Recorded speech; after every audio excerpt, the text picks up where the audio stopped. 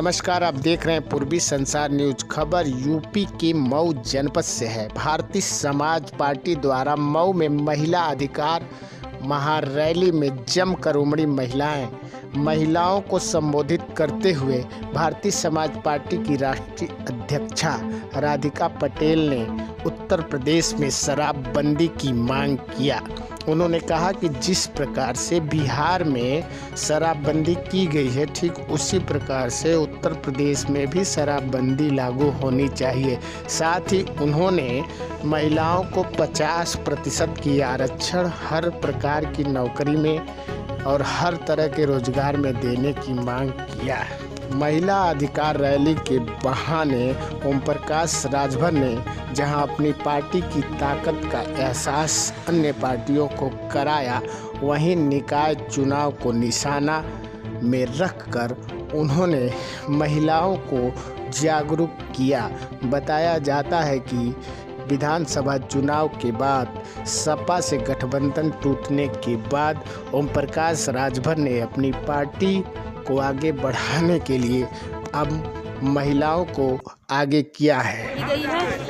एक जो हम लोग बिहार में और गुजरात में शराब बंद है, उस तर्ज पे हम माननीय मुख्यमंत्री जी से यहाँ पे भी लागू करवाना चाहते हैं कि उत्तर प्रदेश में भी शराब बंद होनी चाहिए। और हम सरकार से एक अपील करना चाहते हैं कि हमारे यहाँ 50% आरक्षण लागू हो, ताकि हमारी बहनों को अधिकार मिल सके, चाहे प्राइवेट नौकरी हो चाहे सरकारी नौकरी हो। आरक्षण रहेगा तो हमारी भी भागीदारी सुनिश्चित होगी। और सरकारी स्कूल में हमारी बहनों को 1 से लेकर के MA तक शिक्षा में छूट मिलनी चाहिए, ताकि वो चाहे प्राइवेट हो चाहे सरकारी हो। यदि हमारी सीटें आरक्षित रहेगी तो उसमें पुरुषों की भागीदारी नहीं हो पाएगी। सरकार कहती है कि हम 35% आरक्षण देंगे, लेकिन जब वोट ले लेती है हमारी बहनों से तो अपना 35% लोकसभा और राज्यसभा में भूल जाती है। इसलिए हम लोग यहाँ अब मांग कर रहे हैं कि हमको 35% तो नहीं, हमको 50% आरक्षण दीजिए, ताकि हम लोकसभा और राज्यसभा में लड़ करके विधानसभा में अपने अधिकार की आवाज उठा सकें। कितने की संख्या में महिलाएं आई होंगी आज? अब आप देख लीजिए और दिखा दीजिए सबसे कि कितने की संख्या में यहाँ पर लोग एकत्रित हुए हैं। ये तो आप भीड़ आपके सामने है। नगर चुनाव में आपकी क्या भूमिका रहेगी? किसी पार्टी के साथ होगा या अकेले होगी? अब ये मानिए हमारे मुखिया जी कह सकते हैं कि हमारा भागीदारी के साथ होगा किसी के या अकेले होगा। प्रकाश जी आज ये मंच साझा नहीं करे, क्या कारण है? नहीं, देखिए ये महिलाओं का मंच है, यदि हम उनसे अपील करते हैं तो हो सकता है आ भी सकते हैं। साझा करेंगे, लेकिन हम करेंगे तब। ये हमारा कार्यक्रम। आप लोग क्या चाहेंगे? आप लोग क्या चाहेंगे? अपने साझा करें या ना करें? हम लोग चाहते हैं भाई, अगर हमारे बराबर न हो तो साझा करें। हम तो पहली बार देख रहे हैं, हो सकता है आप देखे हो किसी पार्टी में, लेकिन मुझे नहीं लगता किसी पार्टी में दम हो। अगर देखा जाए कि आज की जो महिलाओं की जो भीड़ है, अन्य पार्टियों में क्या घबराहट होगी? अब तो ये आप लोग उसका विश्लेषण कर सकते हैं। तो हम लोग तो इन लोगों की भावना की कदर करते हुए इधर हम लोग कार्यक्रम के लिए, हम लोग सुरक्षा के लिए जितने हमारे नेता सब लोग आए हैं, उनकी गाड़ी में 1 आदमी 2 आदमी बैठ के उनकी सुरक्षा के लिए वहाँ से ले आए हैं। और फिर सुरक्षा के साथ उनके घर पहुँचाने की जिम्मेदारी के लिए हमारे नेता लोग हैं। तो निकाय चुनाव में देखा जाए तो 50% क्या आप भी टिकट महिलाओं को देंगे?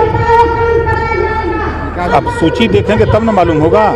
कम से कम सैकड़ों जिला पंचायत पार्टी ने बनाया महिलाओं को, और कोशिश हुई हम लोगों की कि महिलाएं जीत करके जाएं। महाराजगंज से महिला को लड़ाया गया, लोकसभा हमने सुल्तानपुर में महिला को लड़ाया।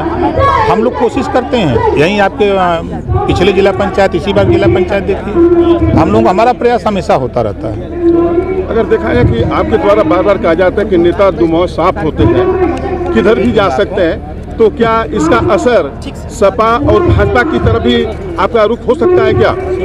देखिए, बड़ी पार्टी भारतीय जनता पार्टी है, अकेले अपने दम पर न देश में न प्रदेश में सरकार नहीं बना पाती है। गठबंधन की सरकारें हैं, तो गठबंधन जब चुनाव आते हैं तो गठबंधन होते हैं, और ये गठबंधन लंबे समय तक चलेगा।